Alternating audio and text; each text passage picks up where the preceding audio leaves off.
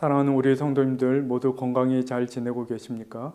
또다시 코로나 변이 바이러스가 빠르게 확산되는 위중한 시기를 저희가 보내고 있습니다. 저희 마음이 무척이나 답답함을 느끼지만 우리의 위로를 하나님께 찾고 특별히 하나님의 말씀 안에서 삶의 길을 발견하며 행하는 저희 모두가 되기를 간절히 소망합니다.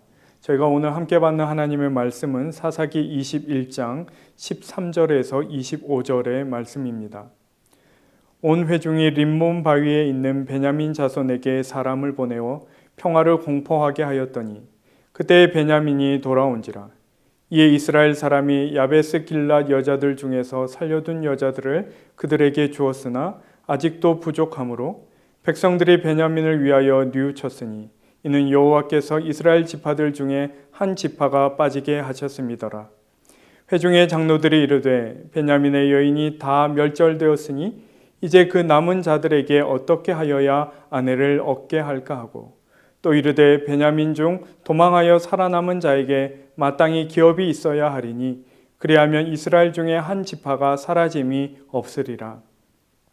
그러나 우리가 우리의 딸을 그들의 아내로 주지 못하리니 이는 이스라엘 자손이 맹세하여 이르기를 딸을 베냐민에게 아내로 주는 자는 저주를 받으리라 하였음이로다 하니라. 또 이르되 보라 베델 북쪽 르보나 남쪽 베델에서 세겜으로 올라가는 큰 길 동쪽 실로에 매년 여호와의 명절이 있도다 하고 베냐민 자손에게 명령하여 이르되 가서 포도원에 숨어 보다가 실로의 여자들이 춤을 추러 나오거든 너희는 포도원에서 나와서 실로의 딸 중에서 각각 하나를 붙들어 가지고 자기의 아내로 삼아 베냐민 땅으로 돌아가라. 만일 그의 아버지나 형제가 와서 우리에게 시비하면 우리가 그에게 말하기를 청하건대 너희는 우리에게 은혜를 베풀어 그들을 우리에게 줄지니라. 이는 우리가 전쟁할 때에 각 사람을 위하여 그의 아내를 얻어주지 못하였고 너희가 자유로 그들에게 준 것이 아니니 너희에게 죄가 없을 것임이니라 하겠노라 하매 베냐민 자손이 그같이 행하여 춤추는 여자들 중에서 자기들의 숫자대로 붙들어 아내로 삼아 자기 기업에 돌아가서 성읍들을 건축하고 거기에 거주하였더라. 그때 이스라엘 자손이 그곳에서 각기 자기의 지파 자기의 가족에게로 돌아갔으니 곧 각기 그곳에서 나와서 자기의 기업으로 돌아갔더라. 그때 이스라엘에 왕이 없으므로 사람이 각기 자기 소견에 옳은 대로 행하였더라. 아멘. 사사기의 마지막 장을 살펴보게 됩니다. 말씀을 준비하며 내내 마음이 너무 불편했습니다. 성경을 통틀어서 가장 불편한 내용이 담긴 그런 장이 아닐까 하는 생각까지 들었습니다.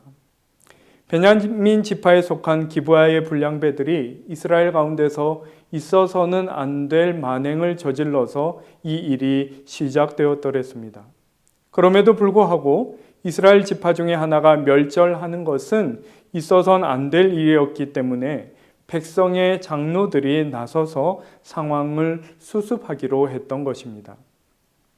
앞서 20장 47절에서는 이 내전 이후에 살아남은 베냐민 지파 남성이 600명 뿐이었다 이렇게 기록하고 있습니다. 문제는 여성들이 모두 거의 목숨을 잃었기 때문에 자칫 베냐민 지파의 대가 끊어질 수 있는 그런 상황에 처하였던 것입니다. 그럼에도 불구하고 장로들이 이 일에 마음을 쓰는 것은 베냐민 지파를 염려하거나 그들에게 뒤늦게 미안한 마음이 들어서가 아니었습니다. 한 지파의 멸절에 대한 도의적인 책임을 면하고 싶었기 때문이죠. 그러나 자신들의 여식을 그들에게 맺어줄 수도 없었습니다. 이미 베냐민 지파와 사돈을 맺는 사람에게는 저주가 있으리라 선포한 다음이었기 때문입니다. 이에 이스라엘 다른 지파는 야베스 길랏의 처녀 400명을 화해의 표시로 그들에게 연결하여 주었습니다. 가족과 친척을 다 잃고 강제로 그것도 거칠기 짝이 없는 그 베냐민의 남성들의 아내가 되었던 그 여인들의 심정이 어떠하였을지는 저희로서는 상상도 할 수 없습니다. 그러나 문제가 거기서 끝나지 않았습니다. 600명 중에 400명이 부인을 얻었으니 아직도 200명이 남아있는 것입니다. 더 이상 고려할 만한 수도 남아있지 않았습니다. 이에 장로들은 엄청나게 악하고 가증스러운 방법을 생각해냈던 것입니다. 그것은 실로의 여자들을 납치하는 것이었습니다. 실로는 예루살렘 북쪽 60km에 위치한 도시로 매우 종교적인 장소였습니다. 이곳은 에브라임 산지에 속한 곳인데 그 자손을 희생시키기로 마음먹은 것은 이스라엘이 요셉이 애굽에서 얻은 아들이 조상인 이 지파를 어떻게 생각하고 있었는지를 잘 보여주는 것이라고 하겠습니다. 이를테면 에브라임 지파는 이스라엘의 족통이 아닌 것처럼 그렇게 여겼던 것이지요. 실로에는 매년 여호와의 명절이 있었는데 수학의 은혜를 기뻐하고 자신들을 구원하신 하나님의 그 구원을 기억하며 다 함께 기뻐하는 그런 귀한 절기였습니다. 그런데 놀랍게도 이스라엘의 지도자들은 바로 이 시기를 여자들을 납치할 기회로 생각했다라는 것입니다.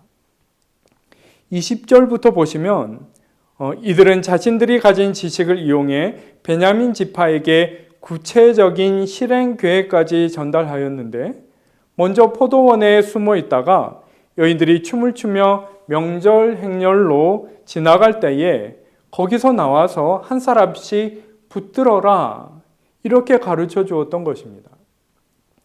여러분 여기서 붙들어라 하는 것은 신사답게 신사적으로 부드럽게 청하는 그런 것이 결코 아닙니다. 실제로 이 일이 벌어졌을 때 그 여인들이 느꼈을 그 공포와 수치를 생각하면 읽는 우리들의 마음도 치가 떨리는 그런 일입니다. 베냐민의 추하고 더러운 죄를 벌하기 위해 이 일이 벌어졌는데 그것을 벌하고자 했던 사람들에 의해 똑같은 일이 지금 자행되고 있는 것입니다. 다시 말해서 장로들은 자신들의 죄와 책임을 면하기 위해 자신들이 징벌한 행동을 스스로 행하고 있는 것이지요.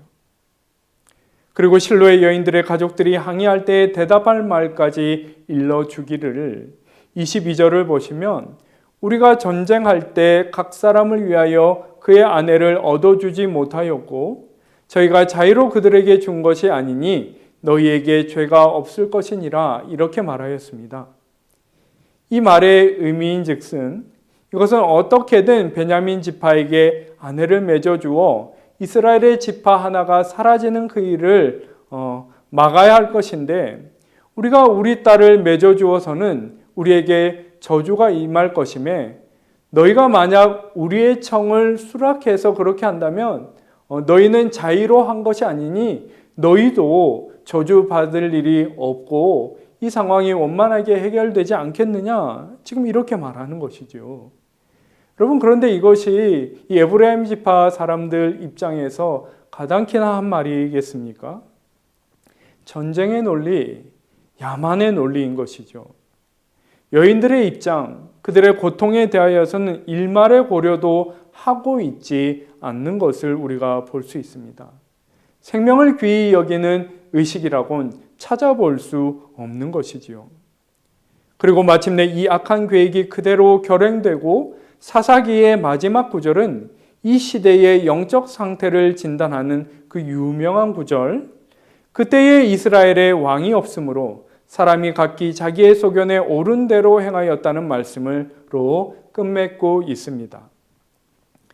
여러분 이 구절은 물론 이제 곧 이스라엘의 왕정이 시작될 것을 내다보며 언급하는 그런 말일 것으로 생각이 되지만 결코 이것은 왕정을 지지하거나 그것을 바라는 취지의 말씀은 아닙니다. 오히려 사사기가 정말 말하고 싶은 것, 그것은 어떤 지도자, 어떤 왕이 세워지더라도 이스라엘의 마음에 하나님을 통치자로 모시는 그 일이 이루어지지 않은 한 이스라엘에는 혼란과 야망과 고통이 계속될 것이며 결코 평안과 사랑은 없을 것이라는 결론이자 경고인 것이지요. 사사기의 이 마지막 장에서 묘사하고 있는 이 참담한 죄악상이 이 사건의 중심에서 이 일을 도모한 이스라엘의 지도자들의 그 처사가 이것을 너무나 분명하게 우리에게 보여주고 있는 것입니다. 그렇다면 여러분, 하나님이 우리를 다스리신다는 것은 어떤 것이겠습니까? 더 많은 순간 하나님의 뜻을 구하고 그것을 분별하는 것이 되겠지요. 흐림이 없는 눈으로 상황을 바라보되 하나님의 눈이 이것을 어떻게 비칠지를 살피며 하나님이 원하시며 기뻐하실 바를 선택하는 것이지요. 물론 모든 상황에서 그것이 분명한 것은 아닙니다.